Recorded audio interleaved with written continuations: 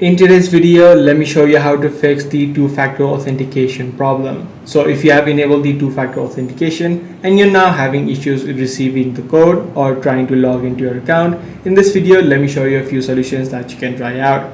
Now in this situation, what you can do is use the 8-digit backup code. Whenever you first turn on the two-factor authentication, Instagram will generate a list of 5 8-digit backup codes that you can easily use in these situations. So if you have previously saved those codes, you would be able to use them once you type in your password. You'll be able to see the option which says try another way, where you can use the backup code.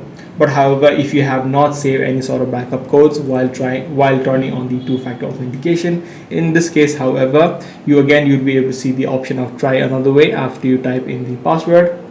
And you'll need to head over to get support, where you'll need to verify yourself by sending them a video verification. Once Instagram verifies your identity, only then Instagram will be able to recover as well as log into your account. So these are the two steps that you can follow in order to fix the Instagram two-factor authentication problem. I do hope this guide video did help you out. If it did, be sure to subscribe. I'm going to see you in the next one.